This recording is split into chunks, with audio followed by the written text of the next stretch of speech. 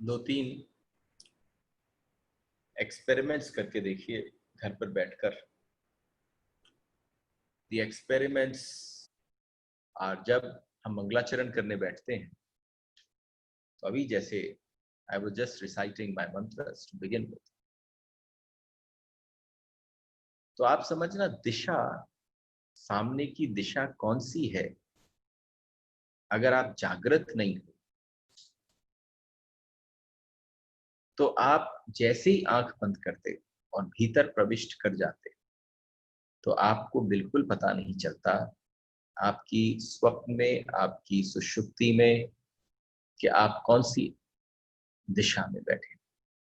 कोई तुम्हें चाक पर बैठा दे और घुमा दे और आप बार बार घूम जाओ एक स्थान पर बैठकर, और उसके बाद आपको ये पता ही नहीं कि आप किस दिशा की ओर मुंह कर कर बैठे। लेकिन आप एक बात समझिएगा कि शरीर कौन सी दिशा की तरफ है और आत्मा सर्व दिशाओं की तरफ है। वो जिस तरफ भी होगी उसके लिए वो जागृति की अनुभूति, हल्की सी भी सुषुप्ति, हल्की सी भी जिसको हम जागृति कहते हैं, वो 1% जागृति है, 99% बेहोशी है। और एक पल के लिए चक्षु बंद हो, और चक्षु बंद होने के पश्चात अगर आप जागृत हैं तो अपना होना आपको प्रतीत होता है, और अगर आप बंद होते ही सुषुप्ति में प्रवेश करते, स्वप्न में प्रवेश करते, तो आप समझिए कि अभी होने का बिल्कुल भी ज्ञात नहीं।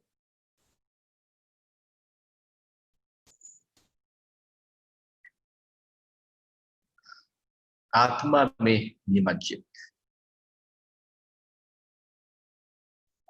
और हमने आपसे कहा था कि बहुत सुंदर शब्द है, पर आज का सूत्र, जिस सूत्र में आज प्रवेश करते वो सूत्र है विद्या विनाशे जन्म विनाशः।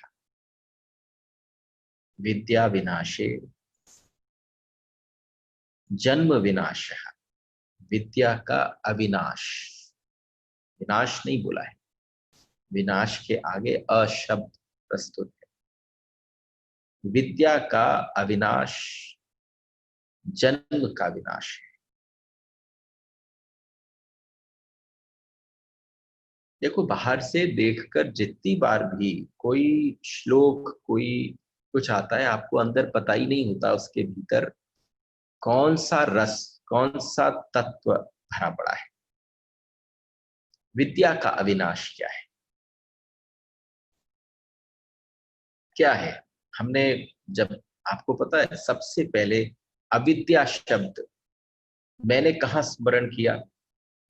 जब श्रीमद् भागवत की तैयारी कर रहा था अहमदाबाद से आकर, और जो मेरे शिक्षा गुरु थे उनके सम्मुख बैठा था, तो उन्होंने मुझसे 2 श्लोक प्रारंभ में कराए, जिसको मैं प्राय कर मंगलाचरण में बोलता हूँ। बरहा पीडम नटवर वपुः कर्णयो कर्णिकारम और अहो बकीयम स्तन कालकूटम।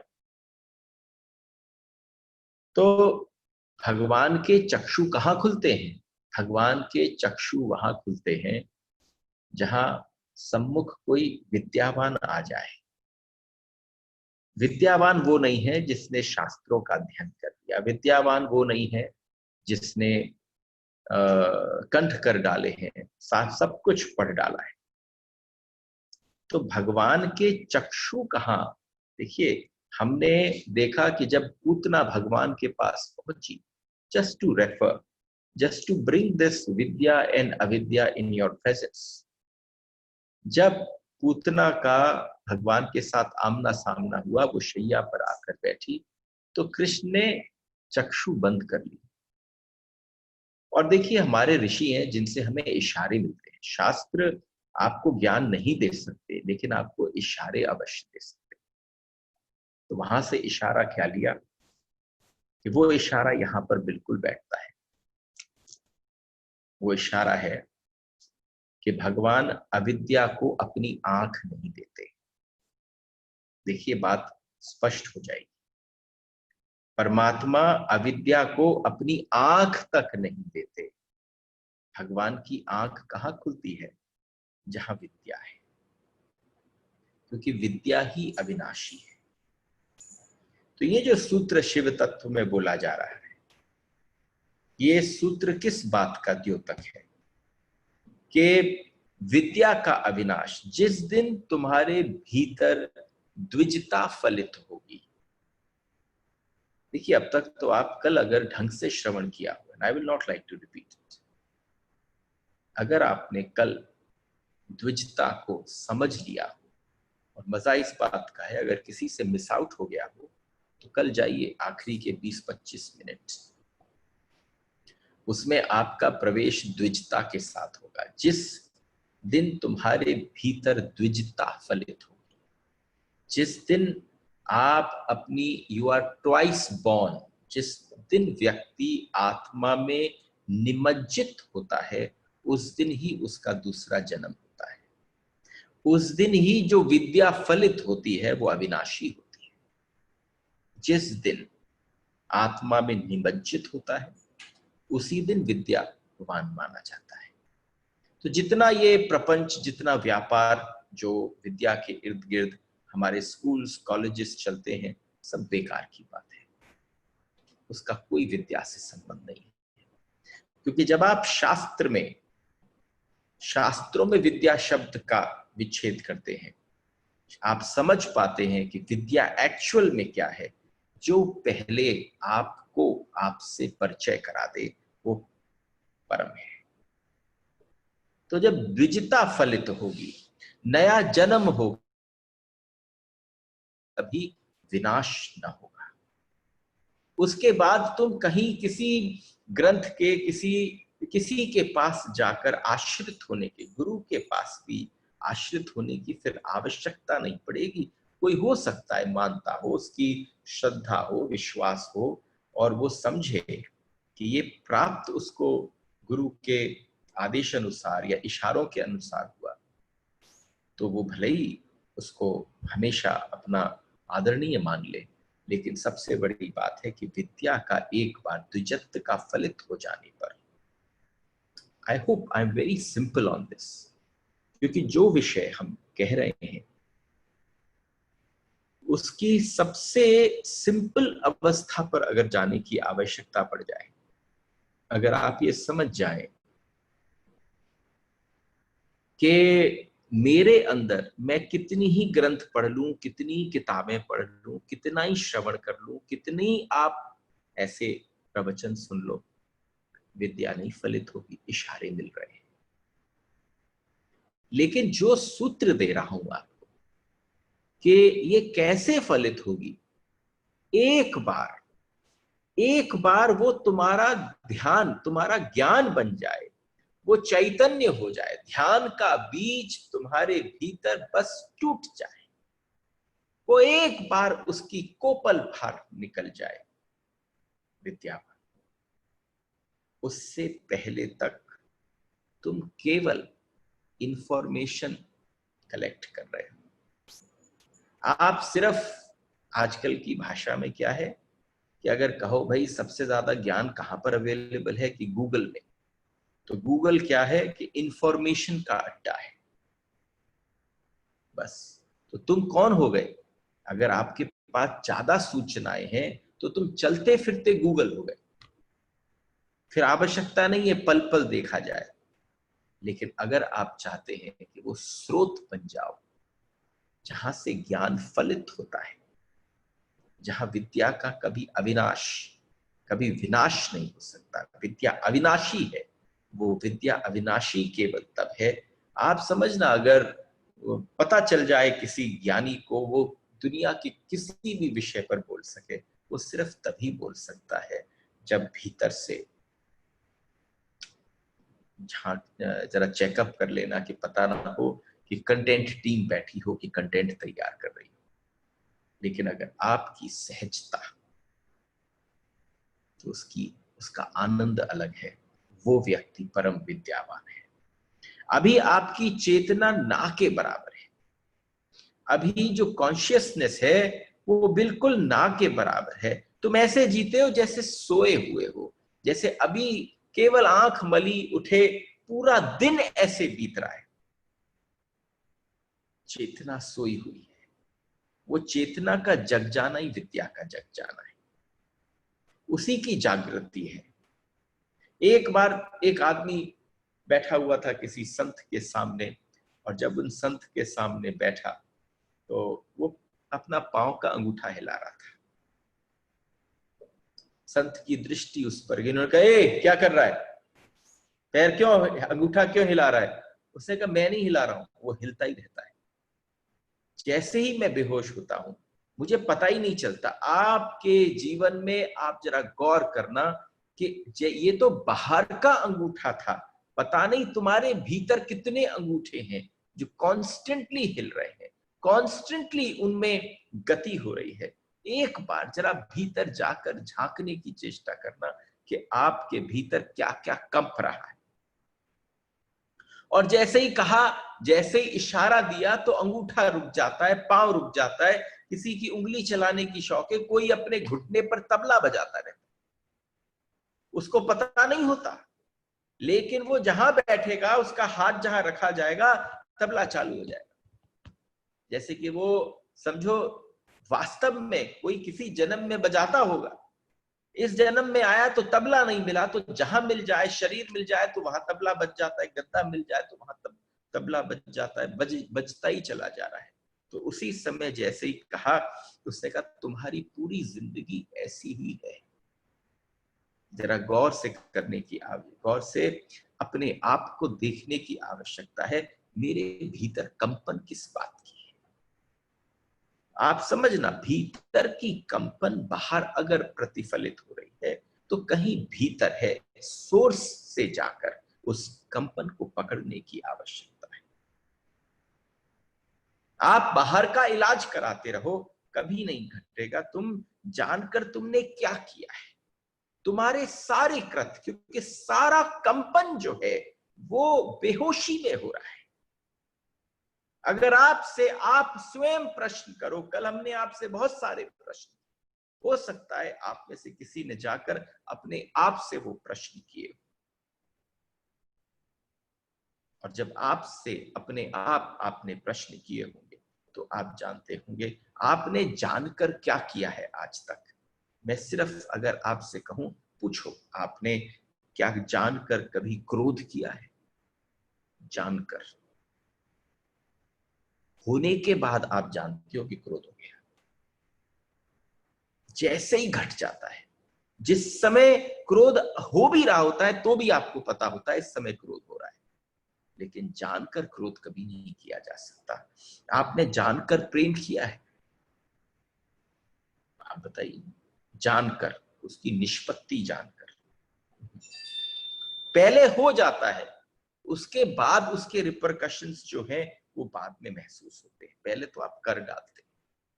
तो प्रेम आपने कभी जानकर नहीं किया, क्रोध आपने कभी जानकर नहीं किया, लोभ आपने कभी जानकर नहीं किया, मोह आपने कभी जानकर नहीं किया। मोह आप जानकर कर ही नहीं सकते। ये सारे कृत्य आपके बेहोशी के हैं। ये बिल्कुल ऐसा है जैसे आपके जीवन में कोई अंगूठा हिल रहा हो, आपके में पांव कोई हिल रहा हो, कोई उंगलियां तबला बजा रही। जरा गौर करके देखिए, बस पैर का अंगूठा हिल रहा है बेहोशी में, ऐसे ही पूरी जिंदगी हिल रही है, पूरी जिंदगी हिल रही है। हिल रही है ना, पूरी जिंदगी हिल रही है। एक छोटी सी अवस्था आती है, हिलाकर पटक देती है आपको भीतर तक, झंझोड़ देती है, लेकिन आपको फर्क क्यों नहीं पड़ता? अभी भी इस समय के बाद भी अगर आप समझना, चीजें नॉर्मल हो जाएंगी, और जब नॉर्मल होएंगी तब हम इस कंपन को भी भूल जाएंगे। लेकिन सबसे बड़ी बात है, पूरी जिंदगी केवल हिल रही है, घर भी बसा लिया, परिवार भी है, बच्चे भी हैं, जानकर आपने, आप बता दो क्या किया है? ऐसी कौन सी व्यवस्था है, अवस्था है जो आपने जानकर किया है? सब हो रहा है, एक यंत्रवत उस होने में फंसे हुए हैं हम केवल, सिवाय एक छोटी सी मशीन के आप कुछ भी नहीं और हो भी नहीं सकते। होश पूर्वक तुमने किया क्या है जिंदगी में? कोई एक कृत्य जो आप अपने आप से पूछो कि आपने ये काम होश पूर्वक किया है। क्योंकि अगर होश पूर्वक किया होता तो उसकी ये अवस्था नहीं होती। आप समझना, कोई प्रेम हुआ हो और प्रेम हुआ तो आप उस समय आपको लगता था मैं कितना जगा हुआ हूं, कितने होश में हूं। प्रेम हुआ, प्रेम के बाद क्या हुआ? ब्याह हुआ, शादी हो गई। ब्याह के बाद क्या हुआ? बच्चे हो गए। बच्चे के बाद क्या हुआ? और उतार चढ़ाव जिंदगी के चलते रहे। एक समय आया और जब वो समय आया तो वहां पर सारा प्रेम जो है वो खंड खंड होने लगा। तो आपने होश में कब किया था? आपको पता ही नहीं था। हमारे सारे कृत्य हमसे पहले हो जाते हैं, होश नहीं होता, हो जाते हैं। उस हो के साथ श जुड़ा हुआ नहीं होता, हम जुड़े होते हैं, हमारा शरीर जुड़ा होता है, आकर्षण जुड़ा होता है। सिर्फ आकर्षण होता है, हो जाता है। क्योंकि आकर्षण में अगर होश होता, उस हो के साथ श होता, तो आप समझना। क्योंकि बहुत सारी जगहों पर हम केवल बाहर के आडंबर और उसके बाहर के फसाड के कारण आकर्षित होते चले जाते हैं। सारी परेशानियां तो बाद में पता चलती हैं। हम ये कहते हैं हमने ये थोड़ी ना सोचा था ये बात ऐसे घटेगी। कभी नहीं सोचा। प्रेम किसी से बस हो गया, तुमने किया नहीं। झगड़ा ऐसे ही हो गया, हो जाता है, रोज झगड़ा होता ही है, हो ही रहा है। और आजकल आप समझो खबर और ज्यादा क्या आ रही है कि और महाराज अगर और कुछ दिन घर पे रहते हैं तो फिर जरूरत ही नहीं है किसी और प्रकार के युद्ध की, सारे युद्ध घर पर ही घटित हो जाएंगे। तुमने किया ही नहीं है। आदमियों को तुम देखते हो, देखते ही तुम निर्णय ले लेते हो। आप समझना, आपको जो व्यक्ति बाहर के फसाद से अपने हिसाब का, अगर सीधी सीधी भाषा बोली जाए, आपको अपने स्टेटस का न लगता, आपको लगता हो ये हमारे साथ बैठने उठने में मजा नहीं आएगा, आप जिस समय पर अपने मन में एक राय बना लेते हो, वो राय भी बेहोशी की है। वो राय भी किसी के प्रति बेहोशी है। क्योंकि अगर होश में होते तो राय नहीं बना सकता आदमी। क्योंकि पल पल किसी व्यक्ति में जब सब कुछ परिवर्तनशील है, तो आप समझना आपका भी जीवन पल पल परिवर्तनशील है। पल पल आप बदलते हैं, आपके विचार बदलते हैं, आपका होना बदलता है, आपका एक्सपीरियंस आपको बदलता है।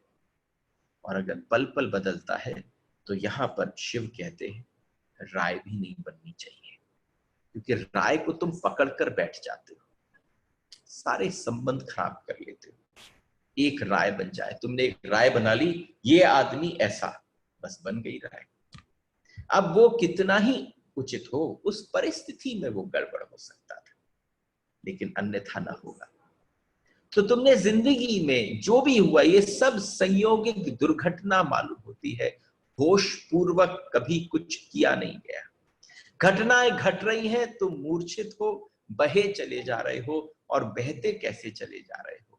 आपका बहना अगर आप खुद देखो तो इस समय के प्रवाह वाली नदी के अंदर जैसे कोई तिनका पड़ा। अब वो तिनके का पड़ना भी जो है इस समय के प्रवाह वाली नदी के भीतर, वो भी दो प्रकार से हो सकता है। एक, या तो वो सीधा पड़ जाए, नदी के साथ समय के साथ वो बहता चला जाए। जैसे ही वो बहता हुआ चला जाए, उसके बहते बहते, उसके आनंद में बहते बहते उसे लगे नदी मेरी वजह से बह रही है। लेकिन जैसे ही वो थोड़ा टेढ़ा पड़ जाए, तिरछा पड़ जाए, नदी उसे धक्का दे, समय का प्रवाह आपके जीवन में आपको खूब उतार चढ़ाव से ले जाए, आपको थपेड़े पड़ रहे हो, आपको रिश्तों के, संबंधों के चारों तरफ से, व्यवहारों के सबके थपेड़े पड़ रहे हो, चारों तरफ से प्रश्न की बौछार हो रही हो जैसे तीरों की हो रही हो, तो आप उस नदी में तिनके की भांति हैं जो टेढ़ा पड़ गया है, हॉरिजॉन्टल पड़ गया है। वर्टिकल था वो मौज में था, वो सीधा पड़ गया था, आप थोड़े टेढ़े पड़ गए। तो आप समझना क्या है हालत कि तिनके की है। तिनका भी सोचता होगा यात्रा पर हूं, पर एक बार गौर करना, अगर तुम तिनका भी समझ पाओ अपने आप को, तो कौन सा तिनका हो, जो सीधा पड़ा है या जो तिरछा पड़ा है। क्योंकि जो तिरछा पड़ गया है, ये दोनों पहुंच जाएंगे गंगा सागर, ये दोनों पहुंचेंगे वहां पर। जो सीधा पड़ा था वो भी मिलेगा आपसे, और जो थोड़ा सा टेढ़ा पड़ा था वो भी मिलेगा वहां। जब वो दोनों पहुंचेंगे तो एक से कहोगे हाँ भाई, how was your life journey, तो वो तिनका जो सीधा पड़ा था वो कहेगा मौज। हमारी और निकेत जी की रोज सुबह जब बात होती है तो मजेदार बात यह है कि एक बात पर आके हम दोनों सहमत हो जाते हैं रोज सुबह, और ज्यादा बातचीत तो हो नहीं रही। तो अगर हम पूछे और सब आनंद मंगल, कहेंगे मौज, वास्तव में मौज।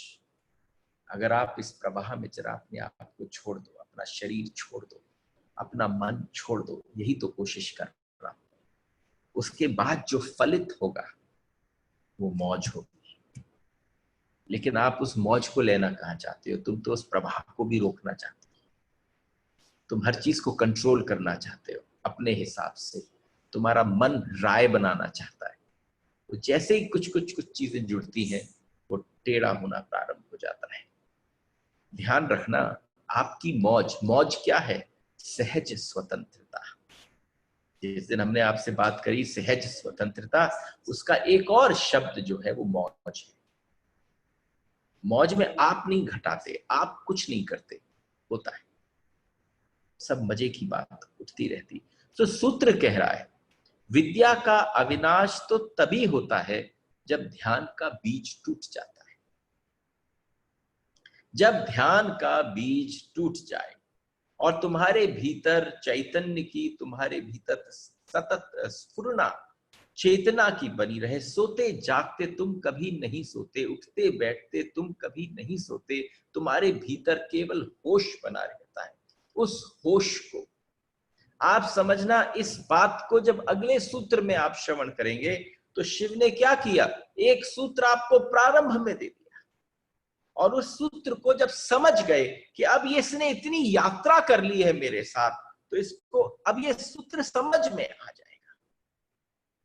तो जो अगला सूत्र है वो तुर्या में व्यवस्था का है, कैसे एक सिंचन होना चाहिए तुर्या अवस्था का।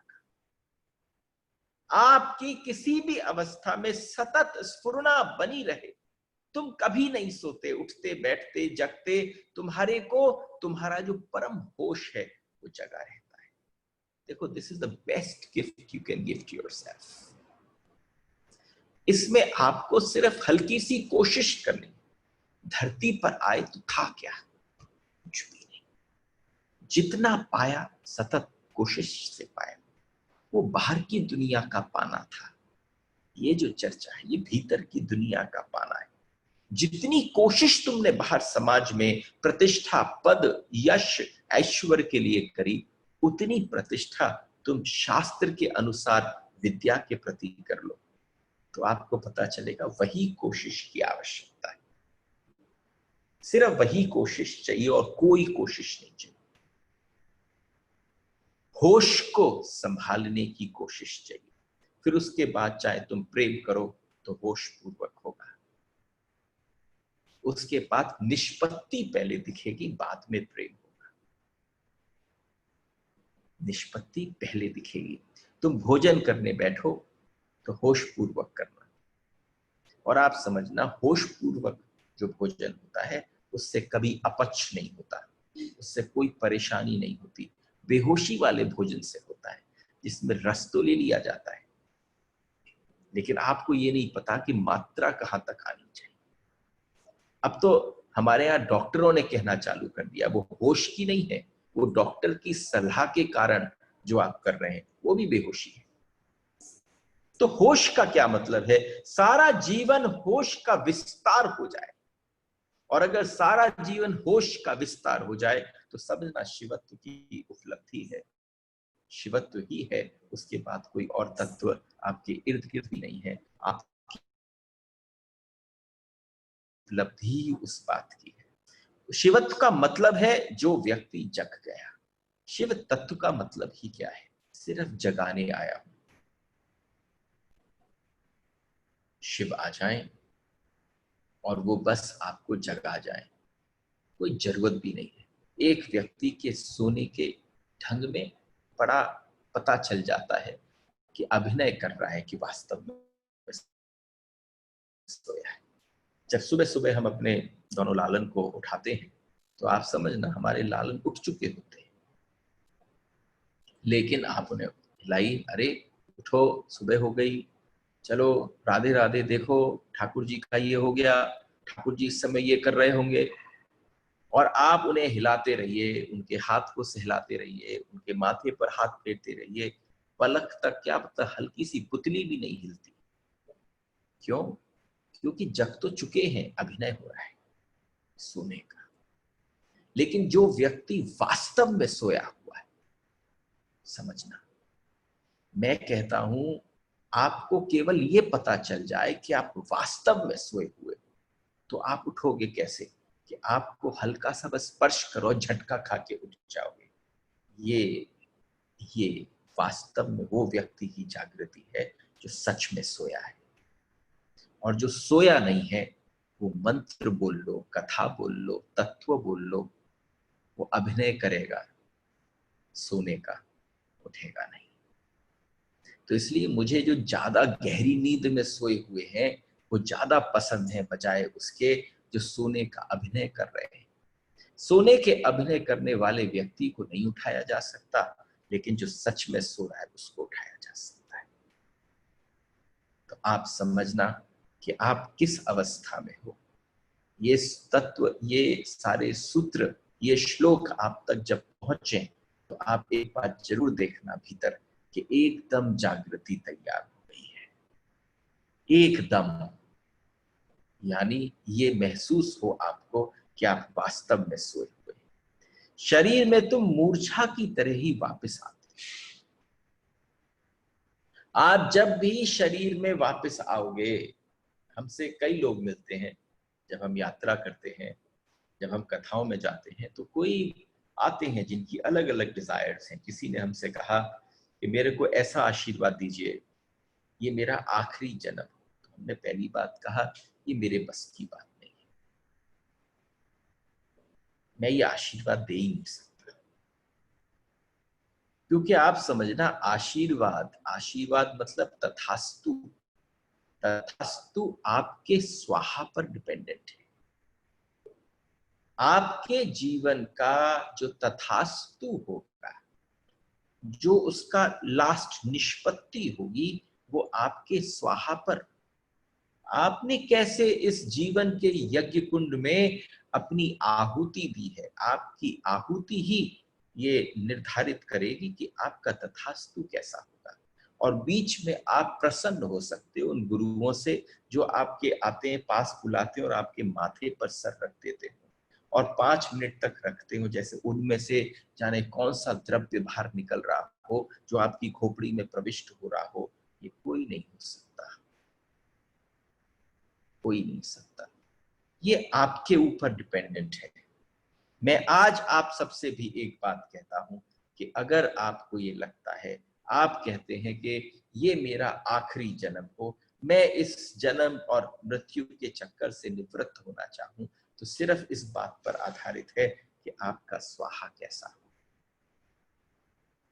क्योंकि शरीर में वापस आने का, आगमन का जो जो जो कारण है वो बेहोशी है।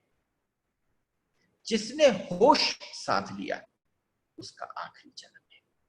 जिसने अपने ध्यान के बीज को फोड़ लिया, अंदर कोपल भी फूट गई, पेड़ बहुत बात की बात है, कोपल भी उसने निकाल ली, तो भी समझ लेना आखिरी जन्म है। जिस दिन तुम्हारा होश सतत हो जाए, उस दिन शरीर की यात्रा बंद हो जाएगी। उसी दिन, तब तुम इस संकीर्ण शरीर में न उतरोगे, तुम इस बूंद की भांति न उतरोगे, इस कारागार में नहीं आओगे। आपको समझ में आ जाना चाहिए, जिन जिन लोगों ने अलग अलग शास्त्र पढ़े, देखो गीता भी यही कहती है, श्रीमद् भागवत में पुरंजन उपाख्यान में भी इसी का वर्णन कि ये 9 द्वार वाली नगरी में, इस कारागार में एक आत्मा प्रविष्ट करती है। कब? जब वो अज्ञात का साथ छोड़ देती है। आपका अज्ञात क्या है? वही तो अज्ञात है जो आपके भीतर, जो एक जानकारी है ही नहीं, लेकिन आपको सारे सूत्र, सारे तत्व केवल एक बोध की तरफ ले जा रहे हैं। वो आपसे कह रहे हैं अगर आपकी भरसक इच्छा है तो आप होश से भर जाने चाहिए। होश से भरकर व्यक्ति बेहोशी के कृत्य नहीं करता। ये सारे बंधन, ये सारी जंजीरें हैं जो तुमने खुद अपने हाथ से चारों तरफ बांध ली हैं, ये कैद है, ये गुलामी है। इस गुलामी को आप स्वीकार कर रहे हो और इसमें तुम जानकर कभी ना उतरोगे। अगर आप जान जाते ये मैं गुलाम बनने के लिए उतर रहा हूं, तो आप दोबारा शरीर में कभी ना उतरते, क्योंकि आप होश में नहीं हो, आपको पता नहीं है आपके द्वारा क्या घट रहा है। आप बस उतरते चले जाते हो, साइकिल का हिस्सा बनते चले जाते हो। कोई आता है बीच में जो साइकिल को तोड़कर अलग हो जाता है। जब अलग होता है तो वो अपने जन्म और मृत्यु वाली साइकिल से बाहर निकल आता है।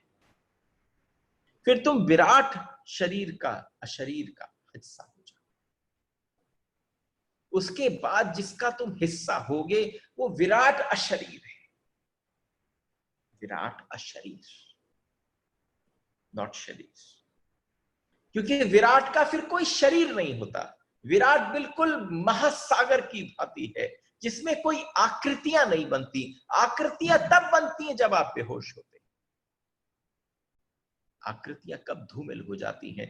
जब आप इस आकृति में होश को जान लो, तो फिर आकृति से बाहर निकल गए।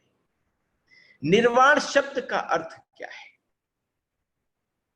बहुत ज्यादा पसंद था बुद्ध को ये शब्द, दिए का बुझ जाना। बुद्ध को हद से ज्यादा इस शब्द में, जो शब्द महावीर ने कैवल्य के रूप में किया, जो सनातन ऋषियों ने मोक्ष शब्द को यूज किया। और हमने एक दिन आपसे कहा था एस्किमोस जो हैं, उन्होंने बर्फ को एक्सपीरियंस किया है। और अगर कोई जाके गूगल में ढूंढे how many words do Eskimos use for snow, you will be surprised, there are 11। और भारत इस पूरे ब्रह्मांड में, पूरी पृथ्वी लोक पर कहीं इतने चैतन्य लोग नहीं उठे, कहीं इतने चैतन्यता का जन्म नहीं हुआ, होश की इतनी चर्चा किसी ने नहीं की कि एक ही एक्सपीरियंस के इतने सारे नाम हो जाएं। इसलिए भारत में, इसलिए सनातन धर्म में, इसलिए हमारे रिलीजन्स ऑफ द ईस्ट में इतने सारे नाम प्रकट होते हैं। तो निर्वाण का क्या अर्थ है? जैसे दिया बुझ जाता है तो तुम पूछो कि उसकी ज्योति कहां गई। एक निर्वाण उपनिषद भी है, मतलब एक और लेवल है। तो निर्वाण शब्द का अर्थ क्या है? कि भाई जैसे ही दिया बुझ जाता है और उसकी ज्योति खो जाती है, उसकी ज्योति बुझ जाती है, तो ज्योति कहां जाती है? कोई बेहोश जी रहा हो, वो क्या भाई ज्योति बढ़ गई, फूंक पड़ी और गायब। लेकिन अब तुम ज्योति को कहीं भी इशारा करके न बता सकोगे। अगर एक ज्योति किसी व्यक्ति में प्रकट होती तो आप उस व्यक्ति की तरफ इशारा कर कर कहते वो ज्योति वहां विद्यमान है। लेकिन जब इस काया में से ज्योति अप्रकट होती है, जब इसमें से विलीन होती है, तब उस समय उस ज्योति का विलीन होना कैसा है? होगी तो क्योंकि कुछ भी इस संसार से बाहर नहीं निकलता, सब कुछ पुनः पुनः वापस आता है।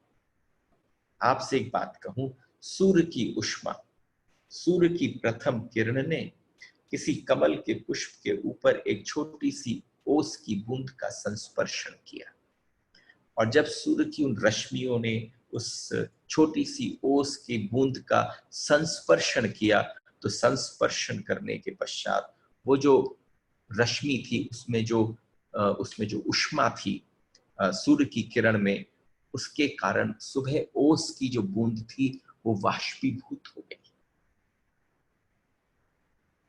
I hope it's not very tough, but it's quite poetic.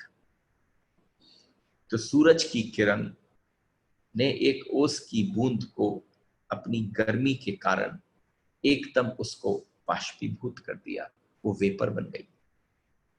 अब जो आसपास की बूंदें थी वो जोर जोर से चिल्लाने लगी, हे मेरे पास थी, अभी कहां गई? जैसे अभी आपके भीतर एक ज्योति है, समय आएगा वो ज्योति विलीन होगी, जो आसपास सारी ज्योतियां हैं शरीर के रूप में, वो देखेंगी ये विलीन हो गई, कहां गई कहां गई। लेकिन ये जो ऊपर उठी, ये सीमित थी, ये असीमित हुई। ये एक आकृति में थी, जब आकृति जो है वो धूमिल हुई, वो आकृति जो है पूरे संसार में जाकर विलीन हो गई, यानी वो एक महासागर की तरह से बन गई। तो वो जो ओस की बूंद थी वो क्या बनी? वो ओस की बूंद वाष्पीभूत होकर वेपर बन गई।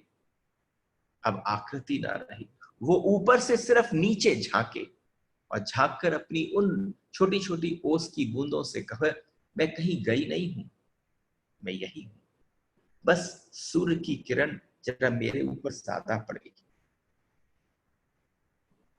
मुझे लगता है ये होश की किरण जिसके जीवन में हो जाती है वो सीमित से असीमित हो जाता है, वो आत्मा से परमात्मा हो जाता है।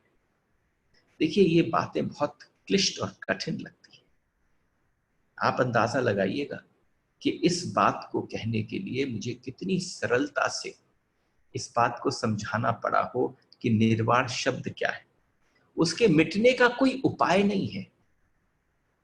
जो इस संसार में प्रकट हो गया उसका मिटने का कोई उपाय नहीं है। जो जो बुद्धि से कमजोर है, जिसका अभी होश में इंट्रोडक्शन नहीं हुआ है, उस व्यक्ति को यह घटेगा कि मृत्यु घटी, वो इसको परम सत्य मानेगा।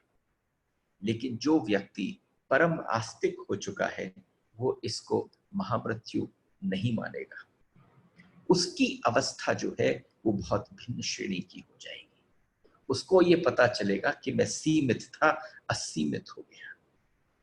ये जीते जी भी एक्सपीरियंस किया जा सकता है। मिट्टी का दिया था, ज्योत बिल्कुल अलग थी। मिट्टी का दिया कौन है? ये शरीर ही मिट्टी का दिया है। ज्योत अलग थी, मिट्टी से ज्योति का कोई लेना देना नहीं है, मिट्टी और ज्योति का कोई संबंध नहीं है। दिए के कारण तो ज्योति न थी, दिया तो ज्योति न बना था। दिया अलग था, ज्योति अलग थी। दिया केवल शरीर था, तुमने दिए से फूंक दिया, संबंध टूट गया ईंधन से और ज्योति विराट में खो गई, महाप्रकाश का हिस्सा हो गई। इसलिए बुद्ध उस परम स्थिति को निर्वाण कहते हैं। उस परम स्थिति को, शरीर को मिट्टी कहते हैं। अगर इस मिट्टी के भीतर एक ज्योति जल रही है, वो बुझ जाए, परम ज्योति से जाके मिल जाए, तो ये समझना उसका संबंध कभी मिट्टी के दिए से नहीं था, उसको निर्वाण कहा जाता है। जैसे दिया यहां बुझ गया, परम सूर्य में लीन हो गया, उस अवस्था को कहते हैं। उसको हमारे महावीर कैवल्य कहते हैं और हमारे यहाँ हिंदू में उसे मोक्ष कहते हैं। क्योंकि शरीर कारागार है, तुम मुक्त हो गए। इसको अलग अलग धर्मों में अलग अलग प्रकार से कहा। क्योंकि तुम दीन दरिद्र न रहे, तुम सम्राट हो गए। एकदम मलकियत आ गई, एकदम तुम्हारे पास वो संपदा मिल गई, वो खजाने से तुम्हारा संबंध बन गया, जिस खजाने को तुमने अभी तक जाना नहीं था। इसको कहते हैं विद्या अविनाश। जिस पल एक व्यक्ति आत्मा में निमज्जित होता है, देखो इसका प्रोसेस समझाया था मैंने आपको, 3 दिन से इसको समझाने की चेष्टा कर रहा हूं। कि सबसे पहले बिल्कुल ऐसे बैठ जाओ शरीर के साथ, कुछ करना ही नहीं, हल्ला करने दो। और आप आश्चर्य करोगे, मैं सबके क्या नाम लूं, जिन जिन के मैसेजेस हैं, जो जो मुझे स्मरण है। हमारे उषा जी ने, हमारी मधु जी ने, हमारे और लोगों ने, अंबिका जी ने भी हमसे प्रश्न किए। जिन जिन लोगों के प्रश्न आए, मैंने आज एकदम प्रश्न उठाए नहीं। इसलिए नहीं उठाए क्योंकि आने वाला समय जो है वो उन प्रश्नों का अपने आप उत्तर देगा। और जब मैं आपके प्रश्न को ले रहा हूंगा तो कोशिश करूंगा कि आप मुझे स्मरण रहें और मैं आपका नाम लेकर कहूं ये आपकी बात का उत्तर है। तो this is the best part. Today's talk also has been answer to few questions that has come in. इसलिए मोक्ष का मतलब है आप मुक्त हो गए। कब तक बंधन में रहेंगे? थोड़ी हिम्मत जुटानी पड़ेगी, थोड़ी सी हिम्मत जुटाइए। देखिए ऐसा है कि एक प्रतीति किसी को हो जाती है, एक हल्का सा एक्सपीरियंस हो जाता है, तो वो सामने वाले को कहता है करके देखो ना। आपका कोई दोस्त हो, वो सिगरेट पीता हो और वो सिगरेट पीने में बड़ा आनंद लेता हो, तो वो आपसे क्या कहता है, पी के देखो ना, एक एक पी के, मैं पिला रहा हूं, पी के देखो। वो तुम्हें एक गलत आदत डाल रहा है। लेकिन आप मेरे पास आए हो, कोई और चीज का व्यसन है, एक चीज है जिसको बार बार पीता हुआ होगा, और पीते के साथ साथ कोशिश कर रहा हूं आपसे को जरा करके देखो ना। ये व्यसन नहीं है, ये ऐसा है जो आपके सारे व्यसनों को हटा देगा। इसलिए कोशिश कर रहा हूं कहने की कि थोड़ी हिम्मत करो, थोड़ा दुस्साहस करो। आप दुस्साहस दुनिया में करते हो, अपने साथ नहीं करते।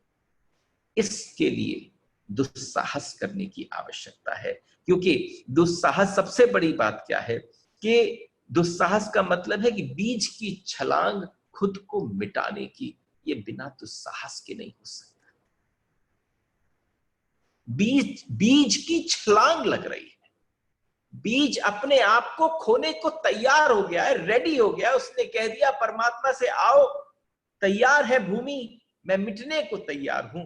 वो दुस्साहस की बात है, इस आशा में बिना किसी गारंटी के कि वो वृक्ष हो। उसको कोई पक्का नहीं पता कि वो कभी वृक्ष हो पाएगा कि नहीं, लेकिन तैयारी है। ज्ञात का विसर्जन है अज्ञात के लिए,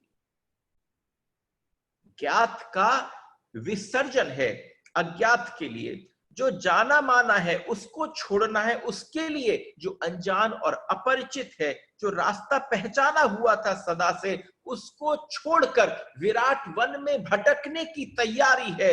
ये रास्ता ऐसा है कि पगडंडियों को चुन लिया तुमने, उन पगडंडियों पर चुना जिनकी कोई पहचान नहीं, जिसका कोई नक्शा नहीं, और संसार को छोड़कर ब्रह्म की खोज पर चले जाना। नक्शे की दुनिया से बिना नक्शे की दुनिया में उतर जाना। इसके लिए क्या चाहिए? इसके लिए होश चाहिए, इसके लिए दुस्साहस चाहिए, इसके लिए भीतर से तैयारी चाहिए। कोई गाइड, कोई छपी हुई किताब, कोई ग्रंथ, कोई पुस्तक, कोई गुरु केवल बीज तक पहुंचाने के लिए आवश्यकता पड़ सकती है इशारों की, लेकिन उसकी जो घटना घटेगी वो तुम्हारे अंदर ऐसी घटेगी जिसकी तुम कल्पना भी नहीं कर सकते। इसलिए आपसे बार बार हिम्मत जुटाओ। और आखिर जब कोई किसी को तैरना सिखाता है, आप देखते हैं ना स्विमिंग पूल्स के किनारे पर कोई किसी को तैरना सिखाता है, तो कैसे सिखाता है? पहले धक्का दे देता है। आप समझना, यहां पर आया ही किस लिए होगा। मैं चाहता हूं अगर आप तैरना सीखो तो बाहर से धक्का दे दो, और उसके बाद आप हाथ पैर मारोगे, घबराहट होगी, नीचे जाएगा। बस एक तरीका है कि हाथ पैर कैसे मारे जाए। और अंदर कैसे प्रविष्ट कर, थोड़ी तड़फड़ाओगे, थोड़ा वह भी तैरना हो जाएगा, थोड़ा अकुशल है, 2-4 दिन में समझ जाते हैं कि हाथ पैर कैसे फेंकने हैं। वह तुम्हारे भीतर ही था। अगर हिम्मत होती तो तुम अकेले ही कूद जाते। तुम अकेले कूदने में तुम्हें मुश्किल होती है, लेकिन तब अगर कोई किनारे पर खड़ा हो, कोई गुरु केवल बाहर खड़ा हो और तुम्हें धक्का दे दे, तो तुम हाथ पैर मारते हो। तुम्हें पता है कि अगर डूब गया तो ये आकर मुझे बाहर निकाल लेगा, लेकिन आपको आवश्यकता नहीं पड़ेगी, आपको कूदने की आवश्यकता है, डूब नहीं सकते। इसमें तैरना ही आ जाता है, और इसमें जैसे ही तैरना आता है, मगर अकेले में थोड़ा डर रहता है। यहाँ पर कोई पास आ जाए तो किनारा हो तो भरोसा होता है। सबसे बड़ी बात है, जो भी होगा आपके भीतर जब घटना घटेगी तो आप पाएंगे कि नाहक घबरा रहा था। सारे दरवाजे आपके, जितनी ये जो बाल्टी है आपकी, ये जो मटका है आपका, इसमें इतने सारे छेद थे, जैसे ही आपने अंदर प्रवेश किया वैसे ही सारे छिद्र खुल गए। मैं आपसे एक छोटी सी बात कहता हूं, मैं हमेशा अपनी खोपड़ी को भी मटका कहता हूं।